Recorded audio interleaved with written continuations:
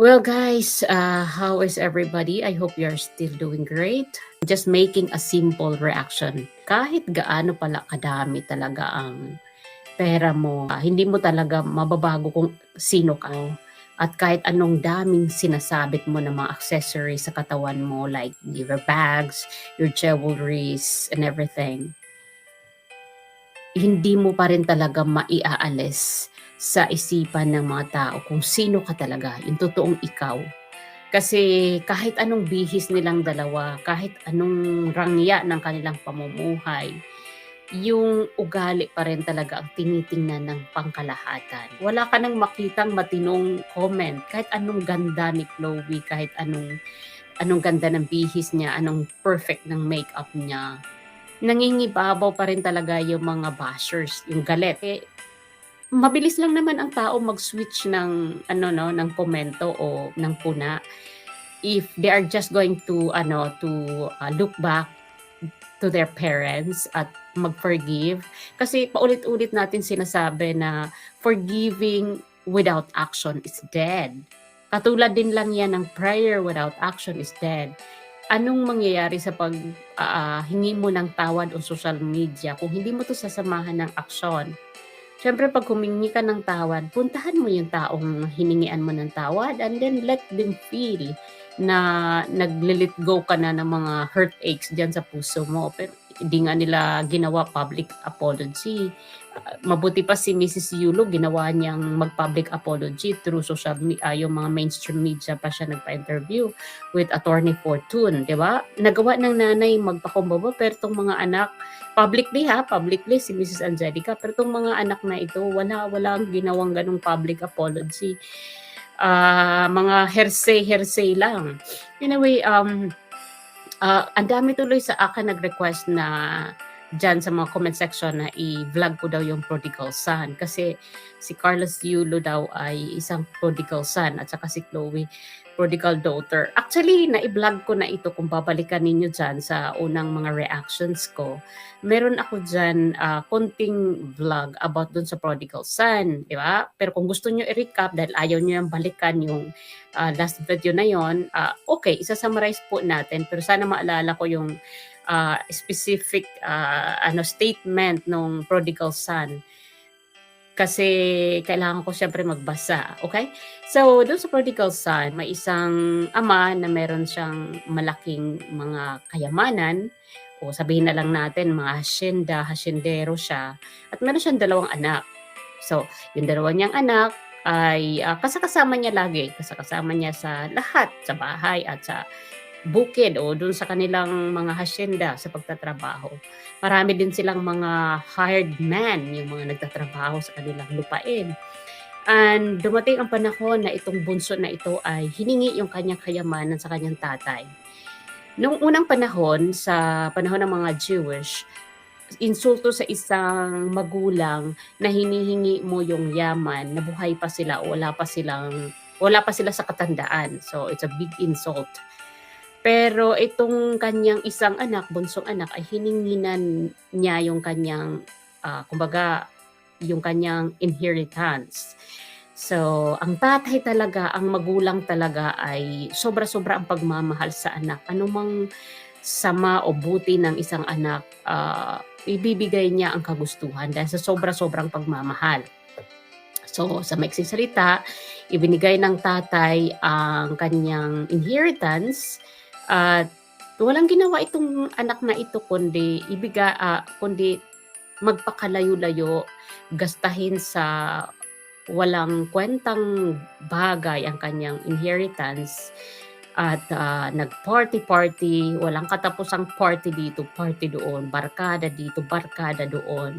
Lahat na ng vices ay nakuhang gawin nitong prodigal son na ito, itong libughang anak. So ngayon, dumating talaga ang panahon na lahat ay may hangganan.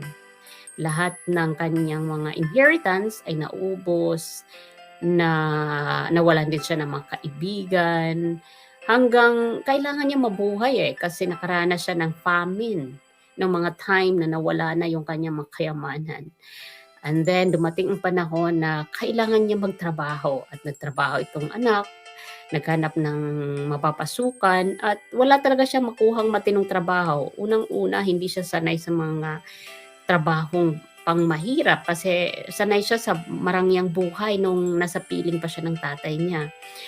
At, nangyari is parang makakain, nagtrabaho siya sa kahit sa babuyan, yung pag-aalaga ng mga baboy.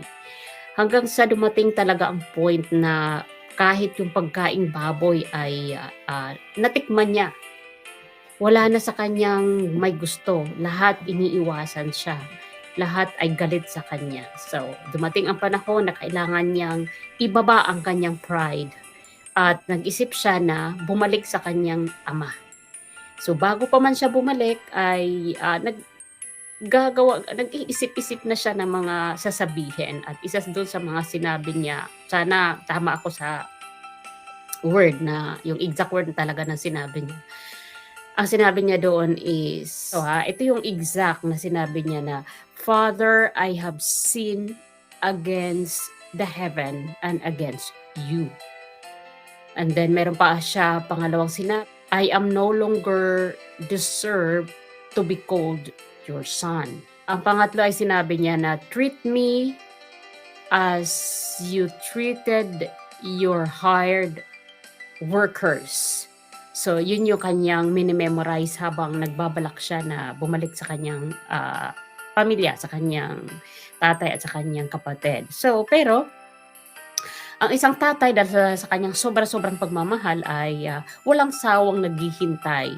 Dapit hapon, laging nakatingin sa malayo, umaasa na nababalik ang kanyang anak, ang kanyang suwail na anak. So, hanggang isang araw ay namataan nga siya ng mga tauhan ng kanyang tatay at nag-report agad tong mga hired man ng kanyang tatay na nakikita nilang paparating yung anak. At yun na nga, hindi pa man niya na-pronounce yung kanyang mga na-memorize na statement ay niyakap siya ng kanyang tatay.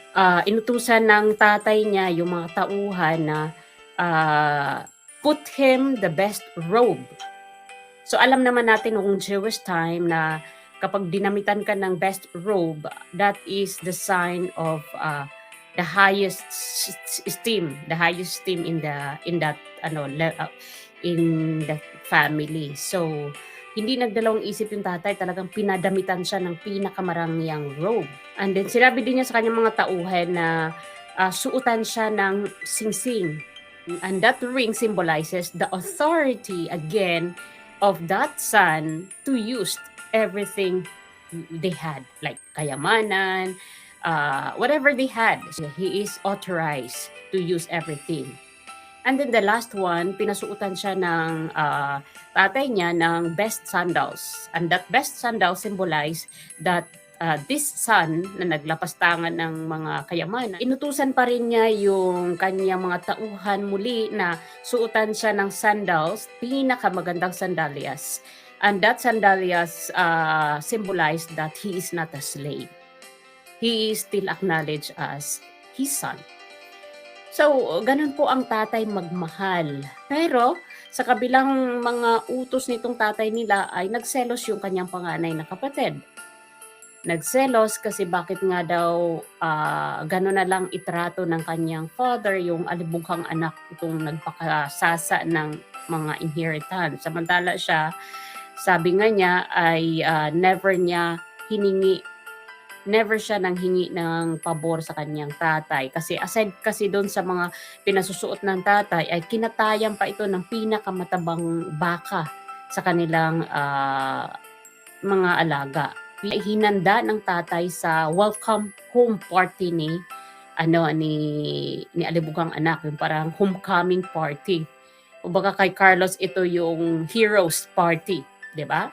So pinakatayan ng tatay ng pinakamatabang baka at lalong nagselos itong panganay kasi sabi niya, "Pa, bakit ako ni pinakapayat na kambing never ako nanghingi sa'yo ng pabor, nakatayan mo ako at magkaroon din ako ng party with my friends." Pero sinagot siya ng kanyang tatay at sinabihan siya na, "Anak, Huwag kang mag-alala, lahat ng meron ako ay ibibigay ko sa'yo. So ganun ang tatay magmahal, wala siyang tinitirang katiting na duda sa pagmamahal niya sa mga anak. At ito rin ang nangyayari ngayon sa Yulos family dahil itong tatay napaiyak umiyak. I-insert natin dito muli yung hinagpis ng isang tatay na umaasa na one day babalik itong anak. One day babalik si Carlos Yulo sa family at mayayakap nila.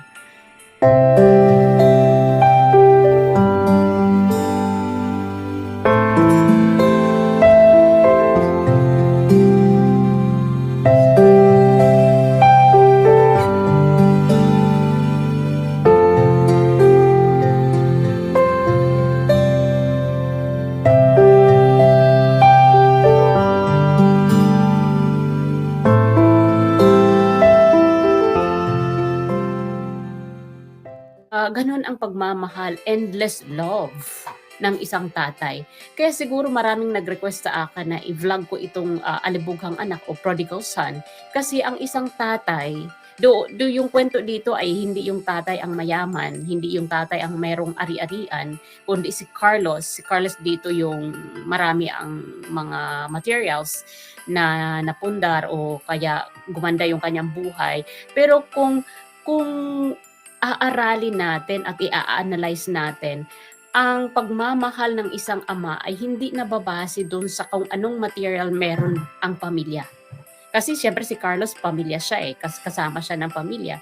So ang analysis ko dito, yung alibugha o prodigal ay hindi dahil sa si Mr. Yulo ang may kayamanan, kundi yung prodigal is yung lavish na pagmamahal. Yung prodigal is sobra-sobra. Yun yung meaning ng prodigal, sobra-sobra, lavish love ng isang ama na kung kinakailangan umiyak siya, iiyak siya. At ginawa niya yon.